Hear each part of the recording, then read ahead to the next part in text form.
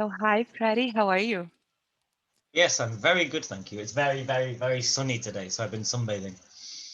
Cool, cool. So thank you for participating one more time on the channel. I'm very happy to be here with you today. And today we are going to have a conversation about some quotes contained in some books that I like. Can I say it Yeah. like this? Some quotes And from, from absolutely fine. from. Okay, so I'm a huge fan of quotes.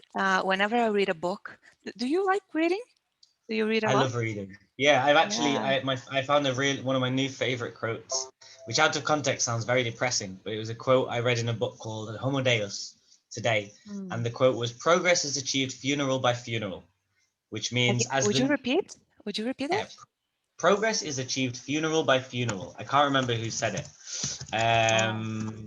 But it's the kind of the idea that the new generation are the people who enact change, and it's only with each new generation and the passing, the kind of the passing of the torch, as it were, from the old generation to the new generation.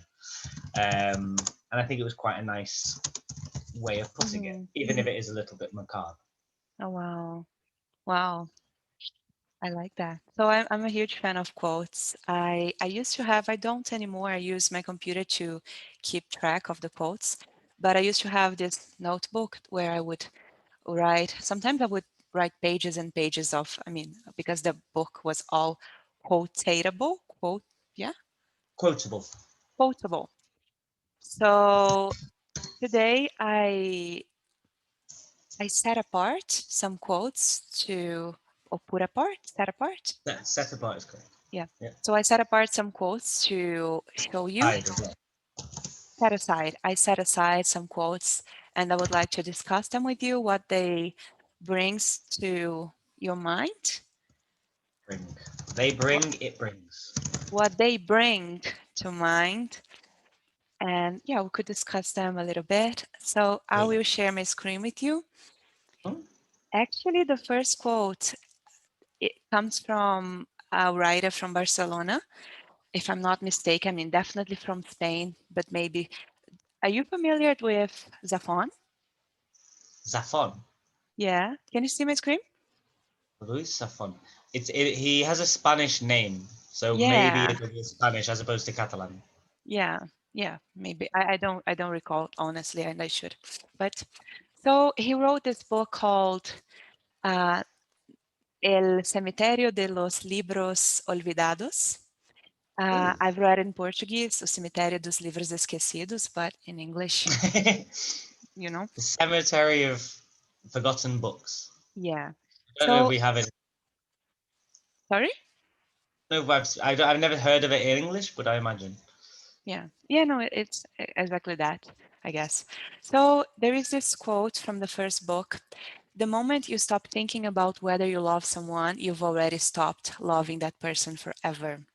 Mm-hmm. And so that, I remember reading this. I read this book the first time in 2012, I guess. Um, how to say, it is a tetralogia. Tetralogia is a Oh, what, sorry? it's a collection of 4 books. It's a Ah. sequence of 4 books. Mm-hmm. I don't A know. collection. Oh, we do have a word. Um, In Portuguese, we would most of say tetralogia. Yeah, I mean, we would in English most of the time we call them a collection, Okay, a quadrology, I guess, but okay.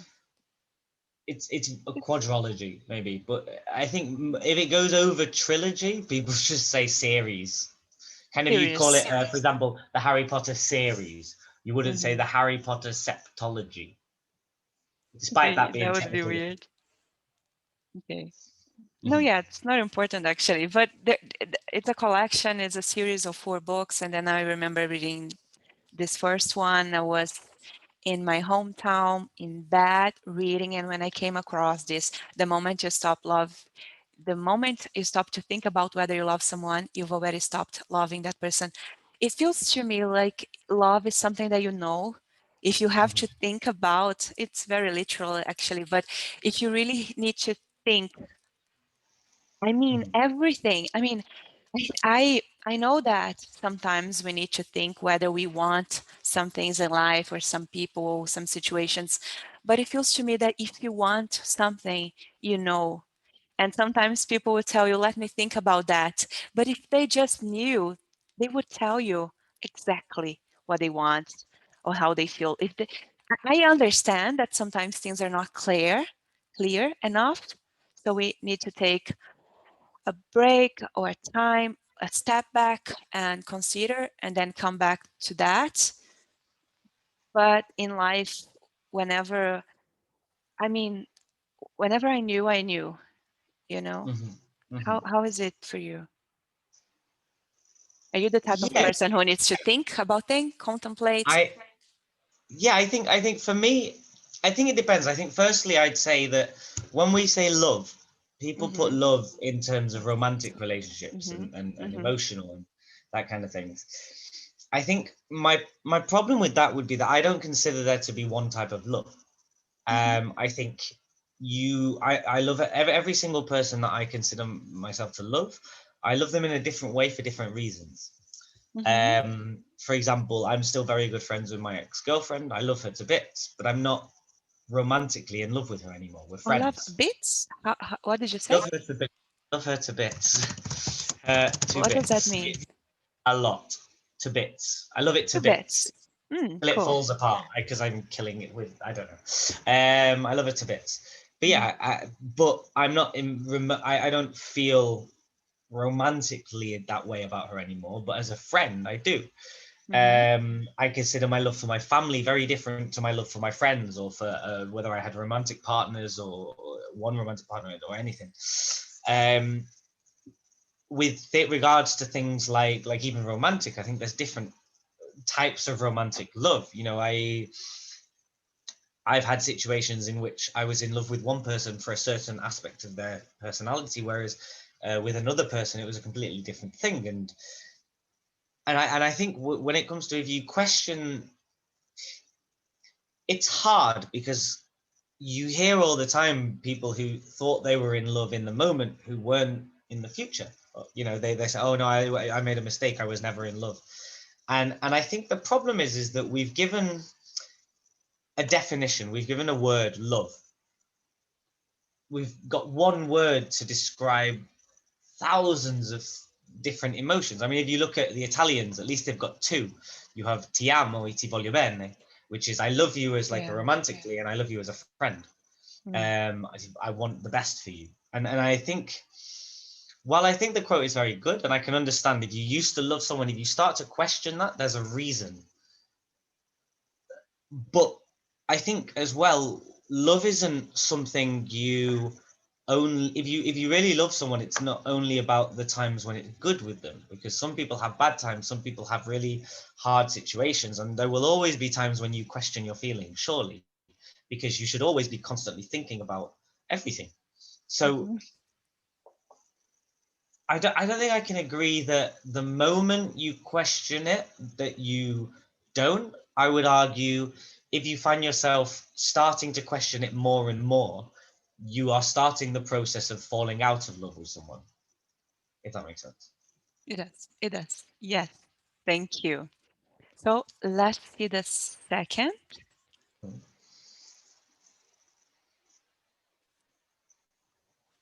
I have hated words and I have loved them, and I hope I have made them right. Have you heard of this book, The Book Thief? Have you read Fantastic, it? Yeah? fantastic book. I have, Yeah? and there's a film as well. Yeah. Mm-hmm. Yeah. So this quote, I love it. I think the whole book is quotable. And I think we as language learners, we love words, we love what they mean. And we like to think about how to use them right. And especially when you are speaking in a different language, at least I do. I always like, I does this word carries the same as I in my soul, in my heart? Is that exactly? Am I expressing correctly? And I feel like uh, it. It doesn't really. Not that it doesn't matter, but I'm always learning different ways to express what I think what I want.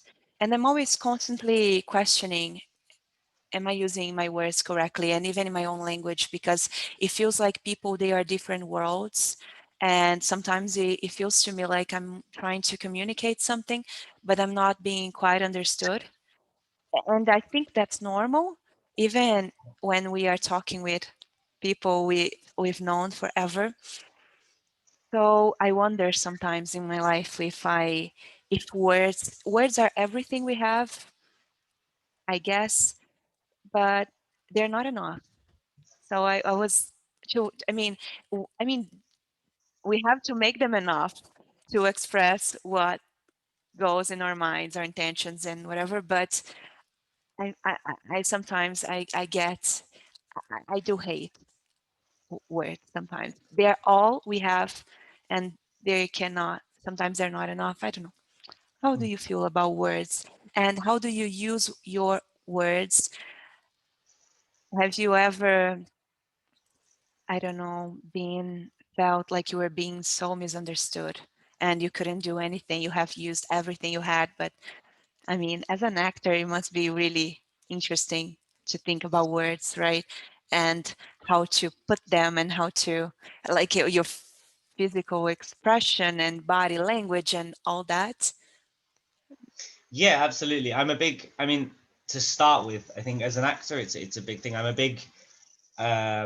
very much against dubbing, for example, into a different language, Hmm. because I feel like when someone speaks, they're trying to express themselves in the way that they know how, and I feel the tonality, and the body language and things like that. I think your voice very much plays into that. As for the idea of words are all we have, I don't think I could. I think I'm gonna have to disagree, Yeah. because so they say, and I can't remember if I've got the percentages exactly right. My father told me this. My father works, used to work for schools for children with lots of disabilities. So a lot of Mhm. these children were very, Oh. very unable to Mhm. speak. Yeah. And a lot of their communication was they couldn't speak, so they had to shout and or scream or cry and so all of their communication was completely physical.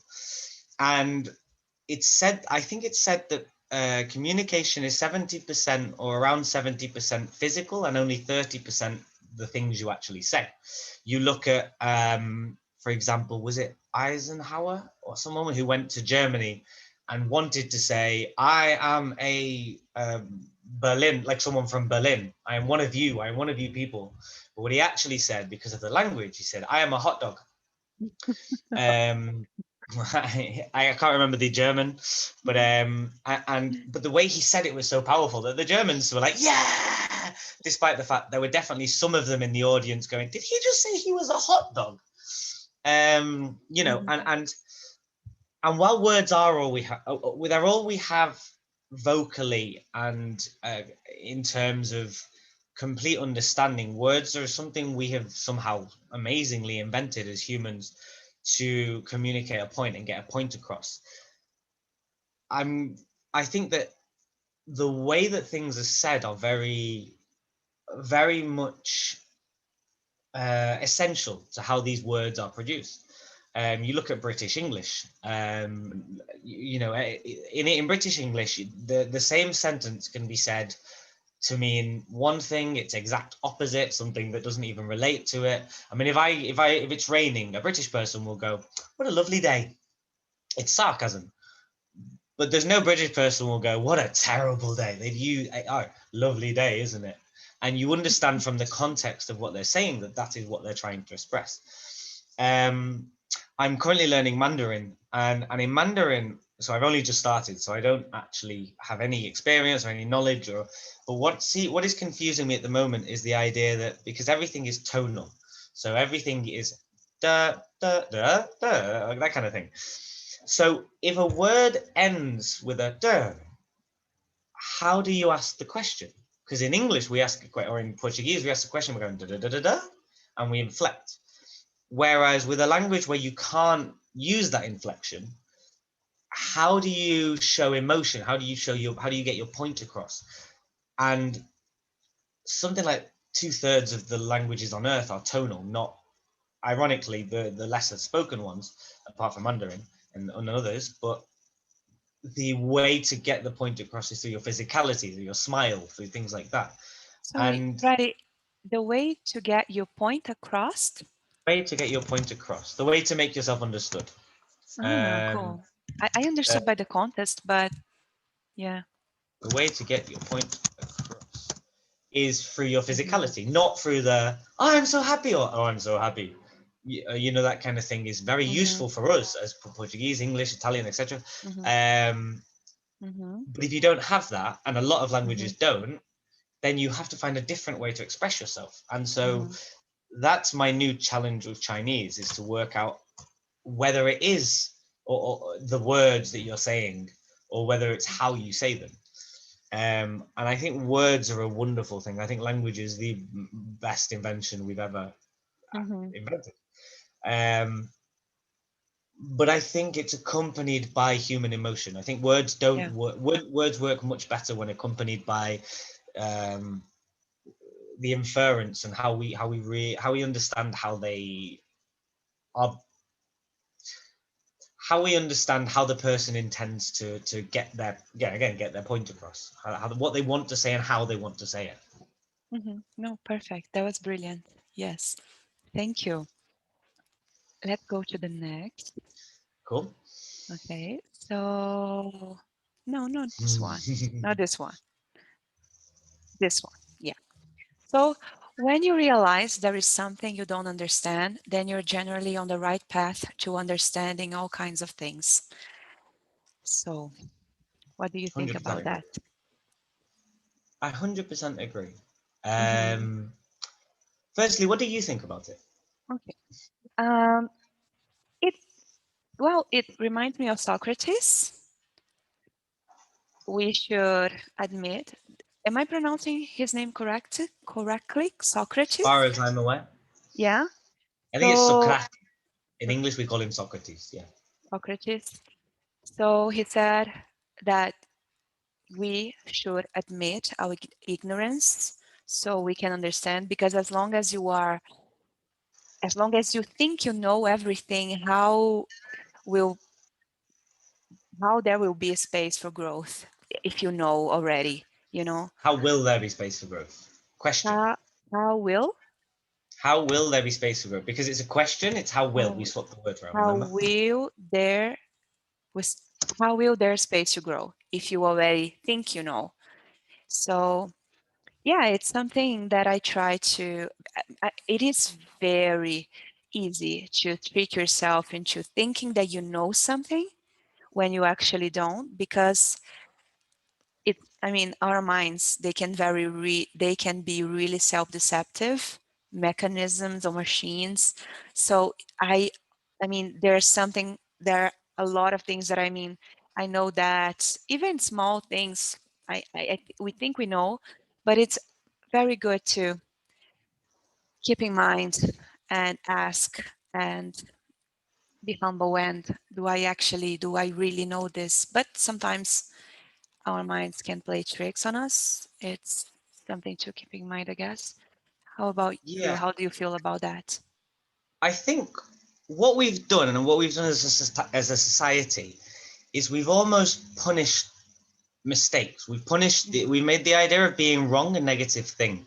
I mean, you look at when children ask what's this or why is that happening, and we make up answers. Oh, it's because the man did this, and not to put too fine a point on it, with things like religion. Not to put what? Sorry. Not to fine a point on it. Not to put too fine a point on it. I mean, not to be too specific, mainly. Okay. When you think of religion, whether religion is true or not is not my debate, but a lot of religion historically came from, why does the sun move across the sky? Oh, it's because the chariot, the god with his chariot, he shot an arrow of fire across the sky, and that is how the sun is produced. Because it was people who were trying to make sense of things. As humans, we're always trying to learn. We always want to know things. We always want to, science. This is why science happens. Science is the difference between religion and science is that science is the first institution in this type of trying to find out about things. You look at philosophy, religion, etc. Science is the first one that's ever been able to say, we don't know, we have no idea. You know, if you ask an atheist or a scientist, why do you not believe in God? Do you think there is a God? The only correct answer is, I don't know, I have no idea. There might be, I don't know. The problem is that since we were children, we've always been taught that being wrong is a bad thing. You look at why people are scared of learning languages. It's because they're scared to make mistakes. They're scared to look silly. They're scared to look, they're scared to be wrong. And I think this is one of the, I genuinely think fear of being wrong is the most dangerous thing we can do. I think the reason we have, for example, all these dangerous people, Donald Trump, Boris Johnson, Bolsonaro, most people involved in football this week. These people have always said, I know the answer, I am right, this is what it is, that's what happens. Hitler saying, oh no, the problem was the Jewish people. He gave them an answer. It wasn't the right answer, but it was an answer. And people want to feel like they're correct, without having to be correct. I love discussing things with. I'm constantly trying to discuss with people who have different points of view to me, not because I think they're right or I'm right, my aim isn't to change their mind even. It's because I want to learn about other people's point of view.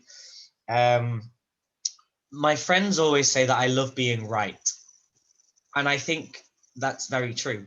I think if I like being right, but I love being wrong, because the only way to be correct and to learn and to become right is by making mistakes in the first place. Yeah. If I believe that the earth is flat, for example, and then I do some research and I learn that the earth is not flat, it's I will have been wrong. I might be embarrassed during the time I've learned things, because we have this predisposition to not wanting to be wrong. But eventually you learn the truth. And there are, as much as people like to think opinions are important, there are things which are true and there are things which are false. And I think this is it. And we have to make mistakes as humans. We have to be wrong, and we have to want to be wrong, because we have to want to learn. You learn anything you learn from the beginning, you do not know how to do anything until you learn how to do it. And for some reason, when it comes to opinions and things like that, we see them as wrong or right, or even, this is my opinion, so that's my opinion, so I will have it. And we don't see them in terms of, I didn't know and now I do, or I didn't know and I still don't know, but I'm learning. These are things that we need to impress on more people, because we need to show these people that the only way we will progress as a society is by accepting when we are wrong and trying to improve things. The idea that the world has always been this way, so we can't change things. Rich people will be rich, poor people will be poor, etc., etc., etc. It's a defeatist attitude that doesn't count the huge, vast, light years of progress that human beings have made. We don't. Slavery's been 90% abolished. We're getting better on sexism and racism and homophobia.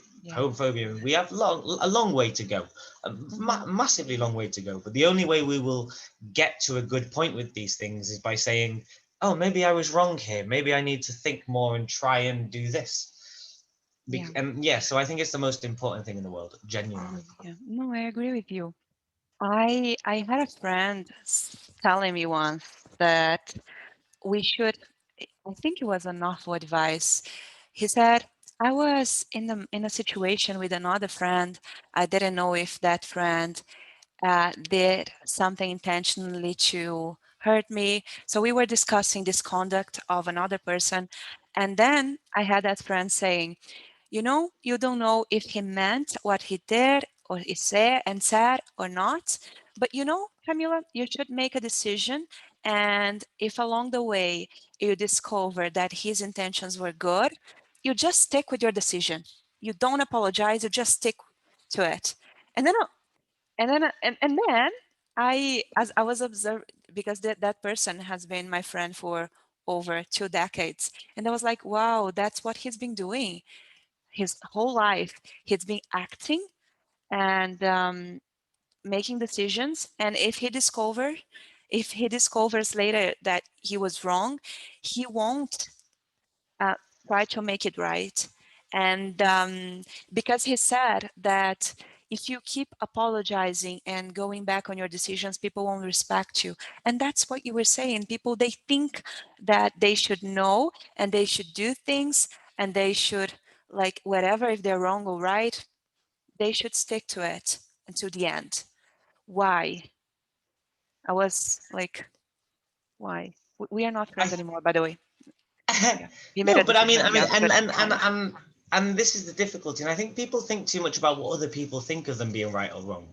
Yeah. You know, and obviously we should never try purposefully to upset people. We never should.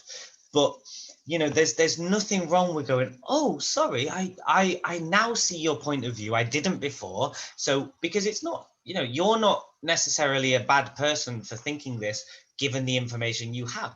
We get new information that helps affect our position. I'll give you a great example. So the other day, a friend and I were cycling. Every week we cycle around Manchester or around Greater Manchester, and in Manchester, in some parts, the cycle lanes are very strange. So the cycle lane was on the road, then for some reason, for 10 meters, it went on the pavement and then went back on the road. So obviously we followed the cycle lane, and as we came out, a car beeped his horn at us and started effing and swearing and yelling at us. And so my friend started swearing back at him, and